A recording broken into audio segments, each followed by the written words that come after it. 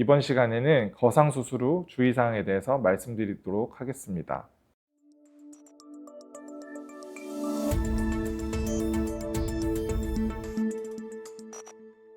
거상수술을 하시게 되면 긴 절개선과 넓은 박리가 들어가기 때문에 피주머니라는 것을 설치를 하게 됩니다. 이 피주머니의 역할은 단순하게 안쪽에서 고이는 피만 빼주는 것이 아니라 몸에서 물이 나오는 체액 성분들이 나오게 되는데, 이것들을 조금씩 나오는 피들과 같이 섞어서 들여주는 기구라고 볼 수 있습니다. 이 피주머니의 역할은 수술 후 회복 기간에 상당히 중요한데, 왜냐하면 보통 거상수술을 안면이랑 목까지 함께 진행을 하게 되면 한쪽 얼굴에서 30cc 정도의 양이 나오게 되는데, 이것들이 그대로 얼굴에 고여 있으면 고스란히 붓기로 이어지게 됩니다. 그래서 초반에 하루에서 이틀 정도는 이 피주머니를 거치를 해두는 것이 빠른 회복에 많은 도움이 된다고 볼 수 있습니다. 그럼 이 피주머니를 어떻게 관리해야 되느냐? 저희가 보통은 수술 후에 피주머니는 목 뒤쪽 절개선으로 이렇게 빼게 되는데, 이런 수류탄 같이 생긴 거를 클리핑을 해서 어깨에 이렇게 달아드리게 됩니다. 특별히 관리하시는데 어려움은 없습니다. 자, 다음은 주무시는 자세와 평상시의 자세에 대해서 말씀드리도록 하겠습니다.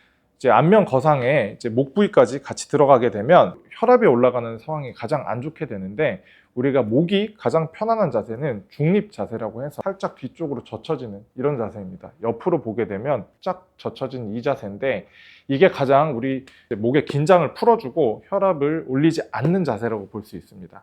근데 이 자세를 평상시에도 좀 유지를 하시는 게 좋고, 그리고 머리가 심장보다 높게 있어야 붓기가 빨리 빠지기 때문에 제가 추천드리는 것은 수술 후에 피주머니를 뽑기까지 불편하시겠지만 하루 이틀 정도는 소파나 리클라이너 같은 데서 목을 살짝 뒤로 기댄 채로 이렇게 주무시는 걸 좀 추천을 드리고, 평상시에 가볍게 걷거나 일상생활 정도는 가능하신데 절대 무리하시면 안 되고, 이 소파나 리클라이너에서 좀 기대서 TV 프로그램 같은 것들, 드라마 같은 것들, 그동안 못 보셨던 영화 같은 것들, 이런 것들 보시면서 편하게 쉬시는 것을 추천드립니다.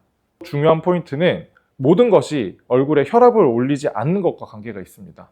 대표적으로 떨어진 물건을 주우신다고 수술 후에 고개를 숙여서 뭔가를 주우신다거나, 갑자기 무거운 물건을 드신다거나, 갑자기 소리를 치신다거나 화를 내신다거나, 이렇게 되면 순간적으로 얼굴에 혈압이 오르기 때문에 출혈의 위험이 높아지게 됩니다. 이런 행위들은 가급적이면 수술 후에 피하시는 게 좋습니다. 금연에 대해서도 말씀을 드리자면, 안면 거상술 같은 경우는 넓은 범위의 박리 면적을 갖게 되고, 피부 박리와 그 안쪽에 있는 근막층, 스마스층이라고 하는 속살층의 박리까지 한 번에 이루어지게 됩니다. 혈류 순환이 많이 떨어지게 되는데, 이 상태에서 흡연까지 하시게 되면 피부로 가는 혈액이 순간적으로 3분에서 5분 정도 양이 줄어들게 됩니다.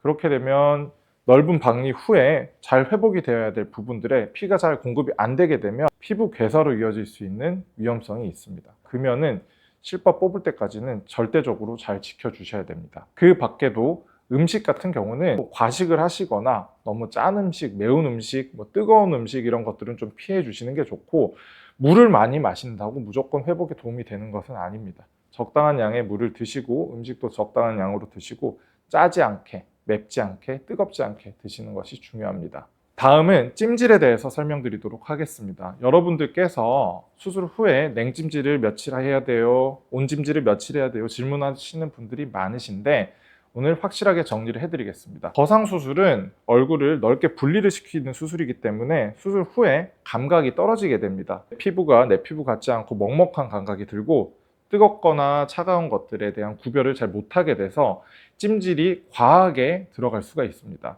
추천드리는 거는, 냉찜질도 사실은 한 2일에서 3일 정도는 해주는 것이 좋은데, 절대로 과하게 하지 마시고 그냥 한 부위에 살짝 댔다가 반대 부위에 댔다가, 이런 식으로 그냥 가볍게 뭔가 식혀준다 이런 느낌으로 그냥 가볍게 대시면 되고, 한 부위에 계속 동안 대고 있으면 오히려 혈류 순환이 떨어지게 돼서 회복에 방해가 될 수가 있습니다. 그래서 냉찜질은 가볍게 시행하시라고 말씀을 드리는 것이고, 그 다음에 온찜질 같은 경우는 사실 온찜질은 거상 수술 후에는 좀 위험하다고 볼 수 있습니다. 냉찜질은 사실 냉찜질을 한다고 해서 동상까지 걸리는 경우는 잘 없는데, 온찜질 같은 경우는 저온 화상의 위험이 있습니다. 저온 화상이라는 것은 뜨거운 것을 피부에 오랫동안 대게 되면 화상을 입을 온도는 아니지만 오랫동안 피부에 데미지가 축적이 되면 그 부위에서 화상이 일어나게 되는데, 수술 후 회복이 돼야 될 부위에 화상이 일어나게 되면 회복이 더 잘 안 되고 오히려 더 큰 문제를 일으킬 수가 있습니다. 그래서 온찜질은 저는 과감하게 그냥 하지 마시라고 말씀을 드리고 있습니다.